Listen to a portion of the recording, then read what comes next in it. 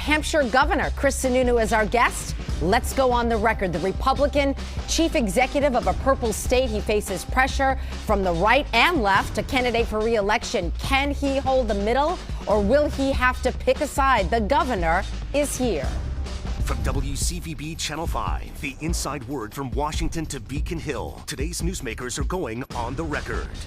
Welcome, everybody, to OTR. I'm Maria Stefanos, along with News Center 5 political reporter Janet Wu. Hi, Janet. Ed is off this week, and we are very pleased to have New Hampshire Governor Chris Sununu with us here for his OTR debut. He became governor back in 2017, winning an office his father, John Sununu, held back in the 1980s. Before that, he served on the Granite State's Executive Council. He is a graduate of MIT, so he has spent some time on our side of the border. Governor, thank you so much for being here. Thank you. This is great. It in is studio, feeling normal again, which is awesome. Yes, indeed. So we're going to start with a topic that's being discussed on both sides of the border in New Hampshire and in Massachusetts. And the state gas tax in New Hampshire is very similar to Massachusetts. It's just a teeny bit lower. Republicans here are calling for our 24 cents per gallon to be suspended during this Russian oil ban. Should New Hampshire do the same? Are you talking about it? Is it something that you'd like to do? Absolutely. Yeah, let's do it. I've said whether it's a gas tax reprieve, whether it's a rooms and meals tax. We've been very fortunate in New Hampshire. We've got a very strong budget and a very strong economics in terms that we have a surplus. So even if we were to suspend the gas tax, it doesn't mean we're not going to pave the roads, or we spend the rooms and meals tax. It doesn't mean we're not going to fund the cities and towns. So I've told the legislature, whatever, I think everything is on the table. You know, a lot of these inflationary issues that come kind of either out of Washington or the international push that is really driven there. Governors can't control a lot of that, but we can do what, our part to hedge off something for the consumer. So how fast is this going to happen in New Hampshire? Will people see a huge drop in prices within the next couple weeks? Well, if the legislature were to take it up, they could do it as fast as they want. And what have they told you so far? I think everything's on the table. So they had their crossover. They're going to start their crossover sessions pretty soon. There's still some bills that could be vehicles to actually get it done, but they know it has to move quickly. And again, it's not into perpetuity, but at least for a couple months, something. Whatever they want to put on my desk, I'll sign. I think it would be a boom to our border, our towns just across the border, whether it be to Maine, Vermont, or Massachusetts. We don't have sales tax, we don't have income tax, and if you want to give everyone a break on the gas tax, that's a win too. Also, you pulled off Russian vodka off your shelves for your liquor stores. Have you seen any dip in the revenues? Oh, no, because, look, people substitute. Yeah, people substitute. There's lots of great other brands out there. Everyone's buying Tito's or whatever else it might be. Frankly, I think even if it was on the shelves, not many people are going to be out there, reaching for Russian vodka right now. And so, did I think we were going to bring Vladimir Putin to his knees by pulling Russian vodka off the shelves? No, but it's our kind of symbolic gesture, right? We all have our flags. We all wear our pins. We all show our support, send money to the Red Cross, UNICEF. All those pieces really matter to show the solidarity. Have you gotten any complaints from some of the manufacturers of the Russian vodka? Yeah, I don't think they're thrilled about it, but I think they also understand it. And so some of them are looking at rebranding. Some of them, they do understand the conflict. They do understand that Putin's gone too far, and this is not really what they want to be associated with. So the little bit of pushback we got, I think there's going to be some rebranding around those products, and we'll get them back on the shelf. Speaking of Russia, public opinion, especially from elected leaders, is important in Washington debates. What to do about Ukraine? So do you support a no-fly zone?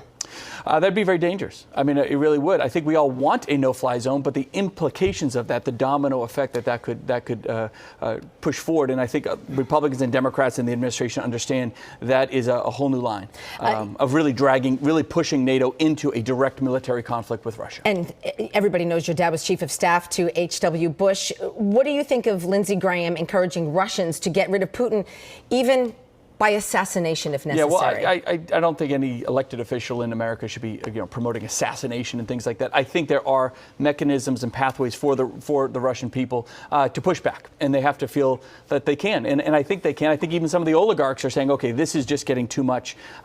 You see all those pictures with Putin where he's on one end of the table and everyone's 40 feet away. Clearly, he's on an island. He does control the military, a surprisingly weak military, frankly. I think the Ukrainian people deserve so much credit. The President of Ukraine has just done such a great job of standing up and allowing us to kind of solidify around him in a very positive way, saying we're going to stand firm here. And he's really opened up a pathway for the rest of the world to join him in that effort. Let's pull the conversation back to a more local issue. There's a bill in your state to repeal a current ban on conversion therapy for transgender children. Companies in Boston are blasting Texas governor for his efforts to criminalize parental efforts or attempts to get therapy for their children. Would you veto this repeal if it lands on your desk? Absolutely. I signed the bill to ban this conversion therapy nonsense, so I would never support the bill to undo all that. I'll just say it's antiquated thinking, and it's not going to get very far. Do you believe that transgender children need help and that they need therapy or they need any other medical intervention? No. Look, if any individual needs, help or therapy, that's for their path, but you don't other people by saying it's just for transgender people or just for people with this issue or that issue. That's crazy. Do you believe there are transgender children? Do I believe there are transgender children? Yeah, kids under 18 that are kind of going through that transition, that transgender aspect, of course. Yeah. Another major debate in New Hampshire, you recently signed a budget that included a ban on abortions after 24 weeks. So any abortion before then requires an intrusive ultrasound. Rape and incest are not exempt. So are you going to amend this law as you've suggested? I'm trying. I'm trying. Look, I'm a pro-choice governor. I support Roe v. Wade.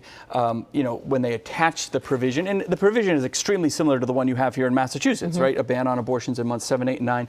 But it had all this other extra stuff on it, and that was completely unnecessary. And that is overly restrictive. There's a couple bills that are making their way through the legislature that I hope come to my desk that provide those flexibilities and just kind of put us really in line with Massachusetts or New York or other states that have similar provisions. And staying with this, the New Hampshire House this week did pass a bill that would allow pharmacists to refuse to fill birth control prescriptions. Is that a good idea? No. Look, we're from the live free or die state. If you're going to ban something, especially in a place like New Hampshire, you better have really, really good reason to do it. And so that can have all these other repercussions there. So I haven't seen the final bill. I think the language can change a little bit, but that's nothing we're looking to support. Okay. What's your opinion or your reaction to people who are buying abortion pills through mail while the abortion laws remain the way they are in New Hampshire until if and when they're ever changed? You mean in terms of people getting it through the mail to avoid going to their doctor or their pharmacist? Right. Well, that tells you that the system isn't working, right? It's like if you're having a pathway where someone is feel like they have to get medication without having a discussion with their doctor or their pharmacist or a medical professional, because there's all these other aspects to getting medication like that and pills like that, then the system isn't really working. So again, live free or die state, we need to open things up and make things accessible. You and Governor Baker have had words over the care of Harmony Montgomery. She's a 7-year-old who remains missing after custody was given to her father by a Massachusetts judge. You called the father a monster. It's clear mistakes were made on both sides of the border, not just in Massachusetts, but also in New Hampshire. Have you recently talked to Governor Baker about this, and have you come to any agreement about how you're going to proceed in the future? To pull back a little bit, I think Governor Baker and I are on the exact same page with this issue. Yeah, no, it's not New Hampshire blaming Massachusetts or vice versa. The big issue here is the system failed, obviously, in some aspects. When you deal with New England, you have families that move across the border. You had a court make a judgment here in Massachusetts. Ultimately, there was a question, the family moved up to New Hampshire. There was a question whether the mom had brought Harmony down to another state in Connecticut. In New England, all our states are really connected. And where the system really needs to be upgraded, and I think this goes for all 50 states, frankly, although it's really exacerbated in New England, given our tight proximity, is the communication between the states isn't there. That's where I think we have the biggest issues of the system. It's not just DCUF. But at the time, your words were pretty harsh about the Massachusetts judge and about the system. Massachusetts judge, yes. And you blamed Massachusetts system, basically. Oh, I didn't. That's not true. I did not talk about. In fact, the Massachusetts system, DCF was working with DCYF on the home study. The judge just made the decision. So no, it was not a blame of DCF in any way. Again, I can't look at DCF. I can look at our system. I released a report, put all this information out publicly, looked at some, I think, pathways to make better changes within that system. But overall, I think everyone can agree it's the interstate systems that are still probably the most problematic. And bottom line, this little girl is still missing. We need to bring her back safe. I mean, that's what it's about. It has to be always about her. But at the same time, we're not just going to sit on our heels and say, gee, we hope for the best. We're going to be proactive about it, be very public about it. And no system is perfect, of course, but as an elected official, as a governor, you got to strive to make it better. Even when you're dealing with it, you can't just think of things linearly. Tack it at all angles. And I think Governor Baker has the right approach as well. I really do.